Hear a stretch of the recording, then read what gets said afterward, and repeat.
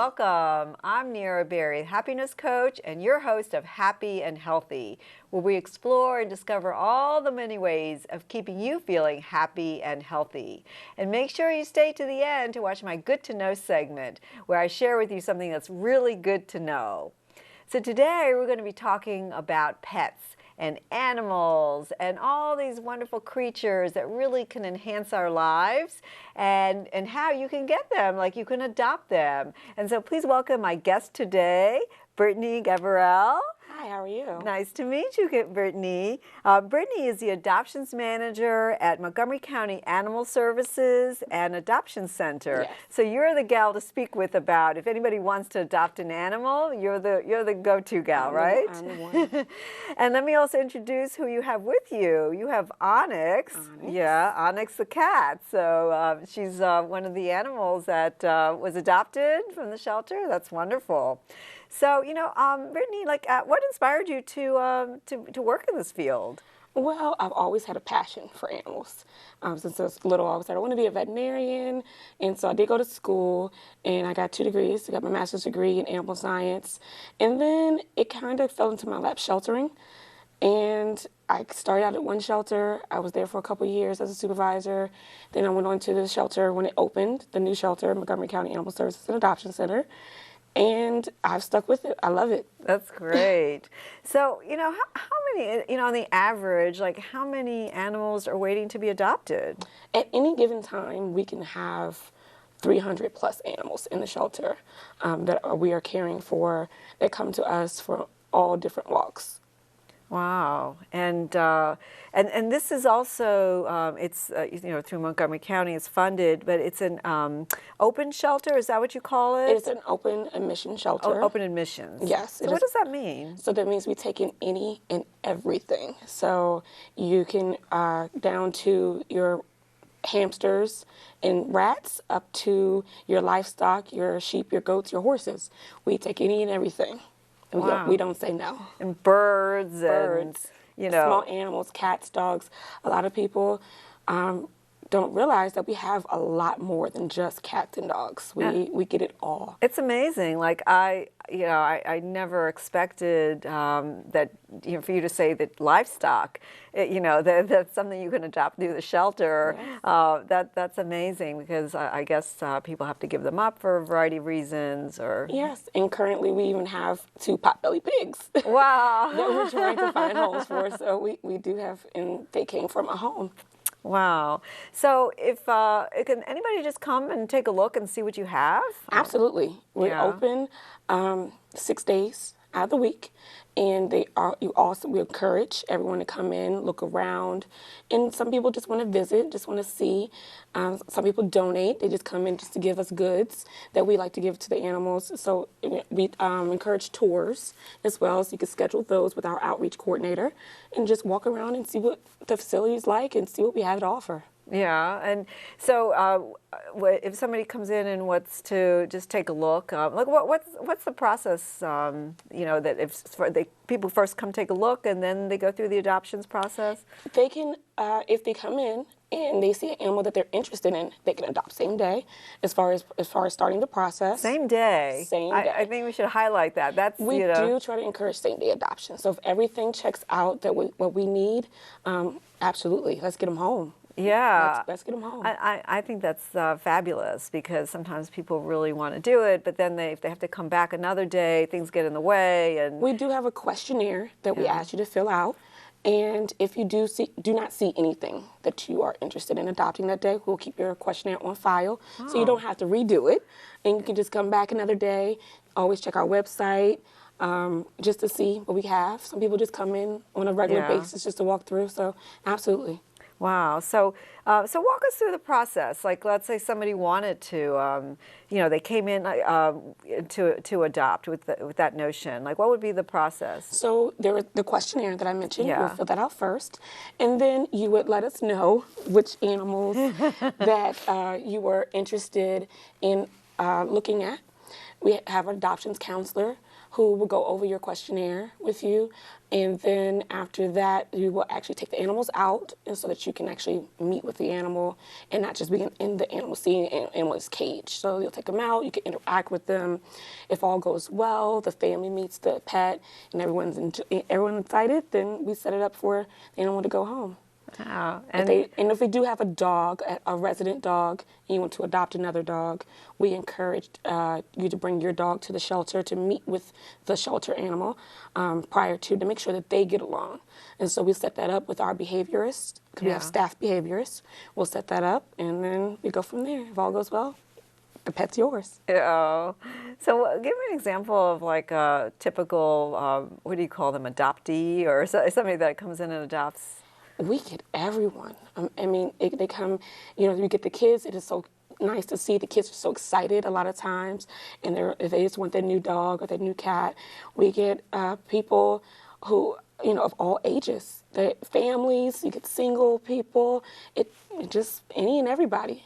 Yeah. Any and everybody you can imagine, we get them through our doors. And you probably have a variety of different needs, right? Yes.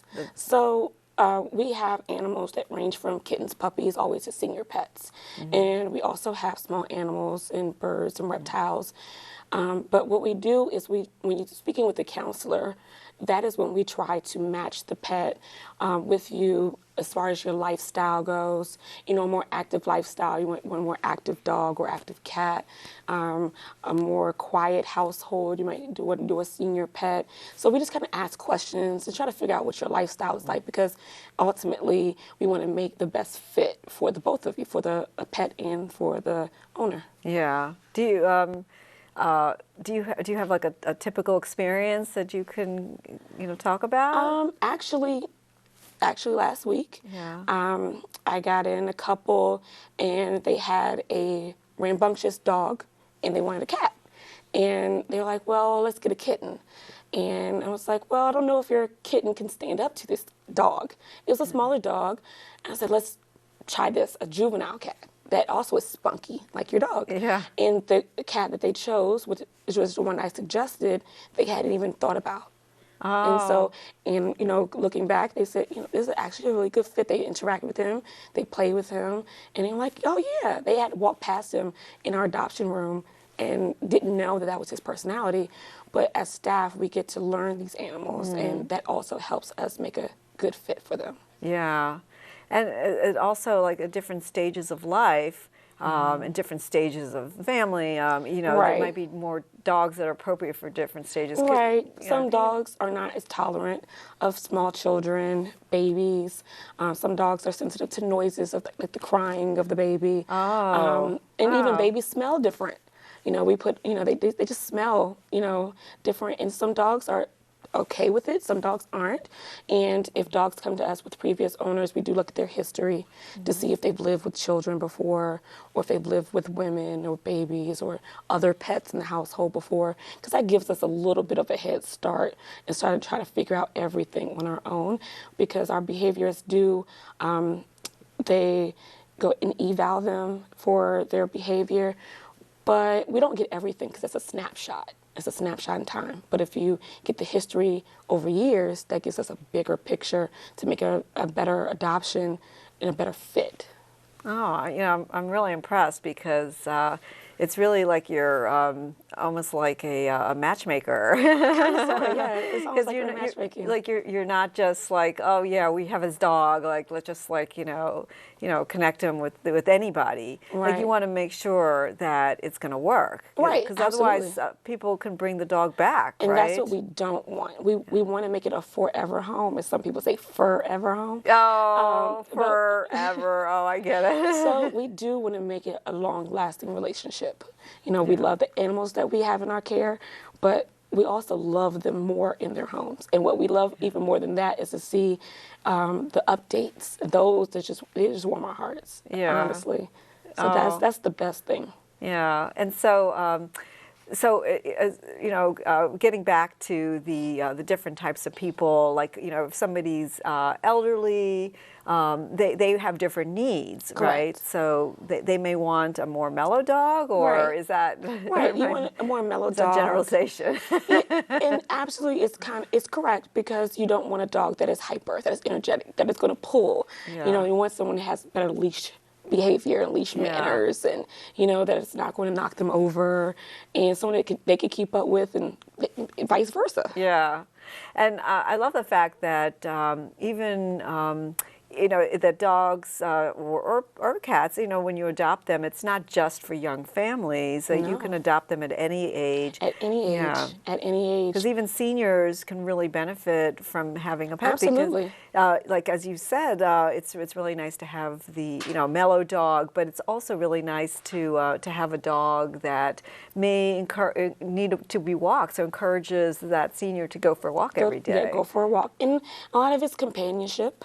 Yeah. A lot of it, you know, if they're by themselves, or if it's just, you know, grandma and granddad, you know, they want that companionship. You know, they just want something, a cat or whatever that they love, just to be there, you know? Just something to do, get you up in the morning. Yes, yes, and I know that pets are being used as pet therapy. Absolutely. Because they've really seen the significance and how important it is to have that that emotional attachment. Absolutely. And you know, animals give you this unconditional love. Well, maybe not livestock, but maybe. It depends on who you talk to. 'Cause Yeah, the people that yeah. are really I into think- livestock yeah. will say the same thing about the way I ravel about my cats and my dog, that they're all into it, about their horses and their sheep. That's true. I know people that are very connected to their horses, and they have personalities. Oh, yes. And yeah, that's really wonderful. So, so what would be? Give me an example of like a typical person or a typical scenario of somebody coming in. Like who might that be? Like a family? Like is that like who you get most often that adopt? We do get Or is it families. mostly singles? Is it mostly men? Mostly women? It's a mixed bag, honestly. We do get a lot of families. We do get a lot of couples that don't have any children, so the dog or the cat is their kid. Or we get single. I did have, not too long ago, a single woman, and she said, I'm in a house by myself. I want a cat. And so she got a cat, Yeah. you know, and she got a senior cat. And so, you know, it's just whoever walks to the door, we try to find the best fit. Oh, that's wonderful.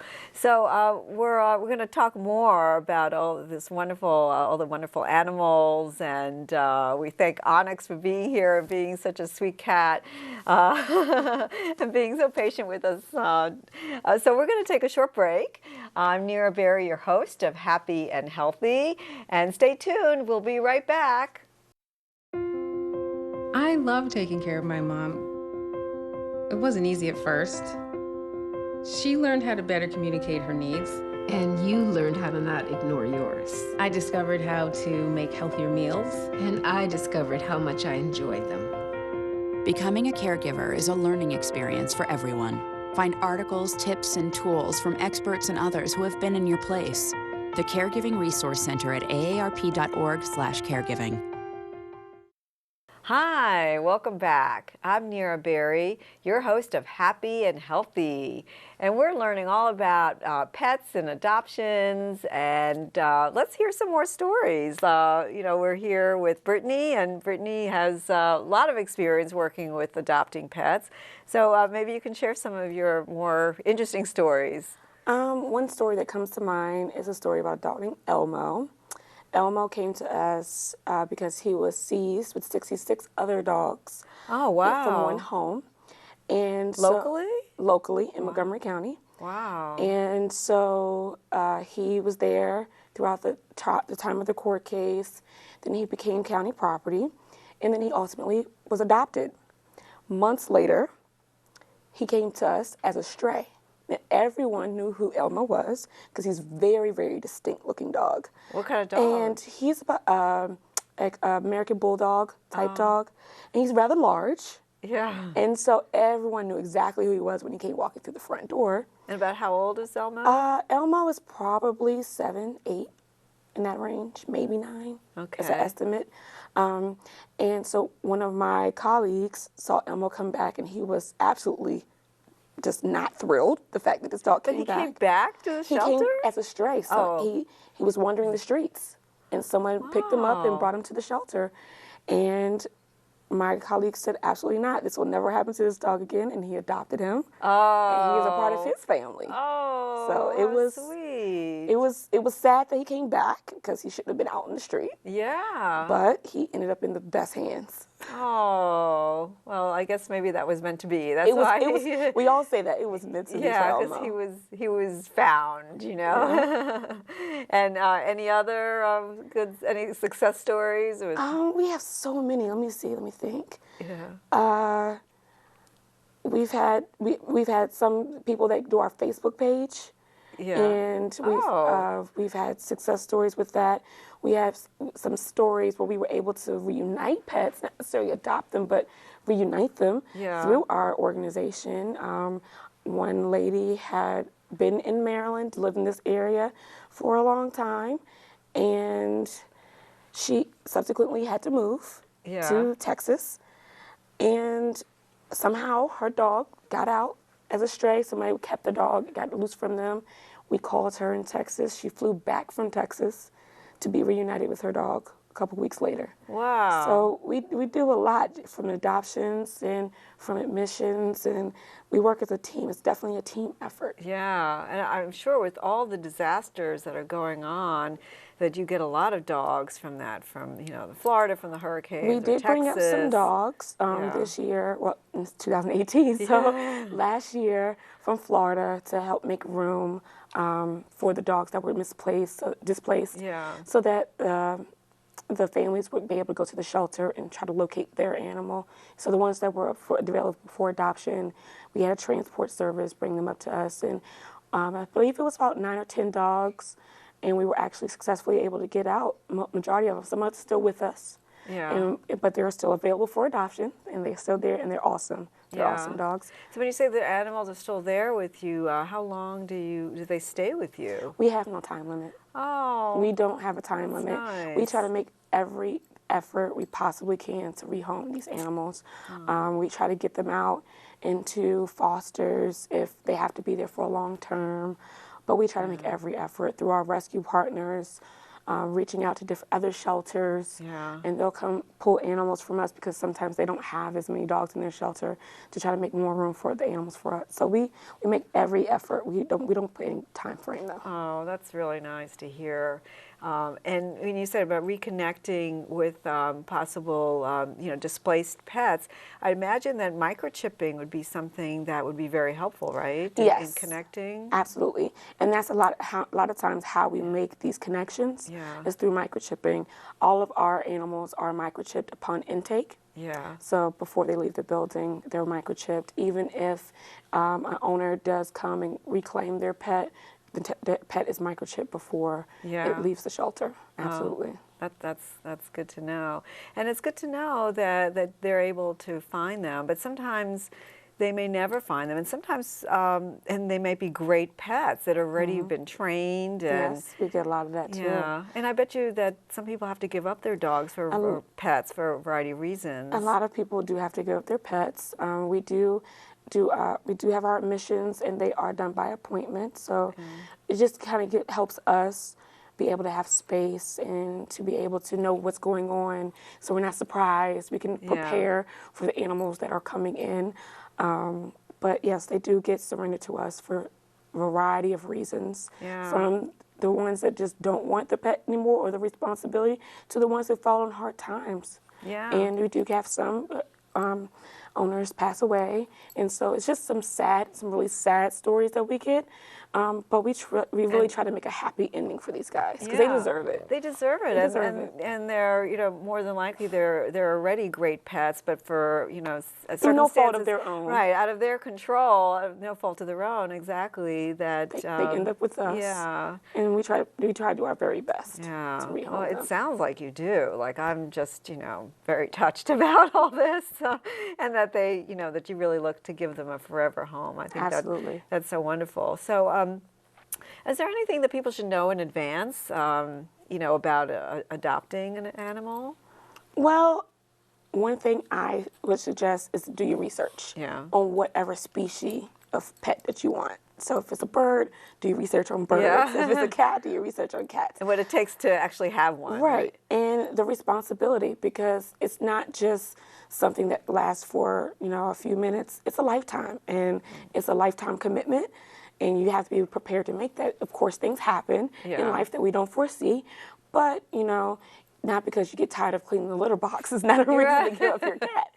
So I just say do research. Know what you want. And it makes it so much easier when you come to adopt, because we're just going to tell you what you already know at that point. We want to reiterate what you already know if you do your research. So I mean, that's like works across the board in life with everything, but especially this is like a lifelong commitment. Right. I mean, it is like, getting prepared to get married, a lifelong, relationship, or just a partner, it's something that you're going to be dealing with every day. And Absolutely. That's really important. So, what type of obstacles may get in the way of somebody adopting? Well, we do have a process, and so there are things that we ask. We ask that, for as far as like the landlord, just to make sure that you can have a pet where you stay. So sometimes that's the holdup. There's not many holdups, but that could be one. 'Cause some people want a dog, but you can't have your dog that type of dog in your apartment. So there's things that you have to kind of check out first to make sure it's okay to even have the pet. So you don't need to have like a fence or something. You don't have to have a fence. No, you don't have to have a fence. But we do ask that depending on which animal you're interested in. Sure. So we ask what type of home you are living in. Is it an apartment, condo? Is it a single family home with a fence, without a fence? How tall is your fence? We ask these questions because we have some animals that are known to be fence jumpers. And so we don't want to give you an animal if you have a short fence. So we have a conversation, but that's a all lot of important stuff. Our adoptions are conversational based. So we try to get as much information and just have a good, candid conversation so we can make the right choice. Like, for instance, this is Rita here, who's been so patient and so lovely throughout this interview.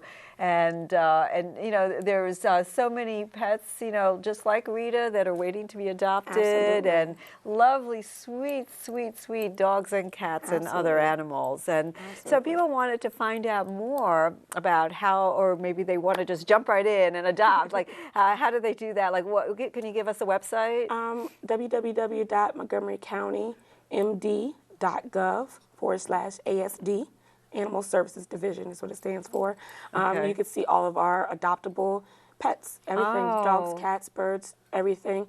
Our website is updated every 2 hours. Wow. So you'll see everything that comes in constantly throughout the day. Some people get on there and they just kind of look and they search for that if they're looking for a specific breed of dog or certain type of bird. We also recommend that you go to petharbor.com and select our shelter. There it also is every 2 hours that website updates, and on that website you can ask for emails for when a specific breed comes in. So if you're looking for a Boston Terrier, once a Boston Terrier comes to our shelter, it'll send you an automatic great. automatic email to notify you. Well, thank you so much. We're coming to a close at our show, and for this segment, and I thank you so much for just thank you for having us. Inspiring us to adopt animals and being being a really great spokesperson for all of them. To give them a forever life. Thank you for having us. So I thank you for Rita and Onyx, who was on previously, and thank you, Brittany. And so if you want to know more, feel free to look at their website. I'm Nira Berry, your host of Happy and Healthy, and please stay tuned for our next segment of Good to Know. You made her college years possible, opening that education savings account when she was little, spearheading campus tours, and deciphering financial aid. If you can ace planning for college, you can do it for retirement. Get on track with tips at aceyourretirement.org.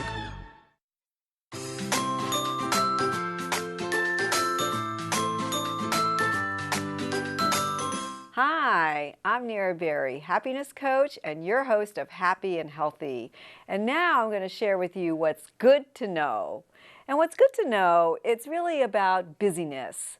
And do you ever feel like your life is so busy and you're running and running and running, like really like on a rat race? And do you ever notice that in this day and age, so many people are actually really proud of the fact that they're so busy? Like some people will go around and say, oh, I am just so busy. I didn't get a chance to even do this, or I didn't even get a chance to X, Y, or Z because I'm just so busy. It's almost like as if they want like an Academy Award for being like the busiest person on earth.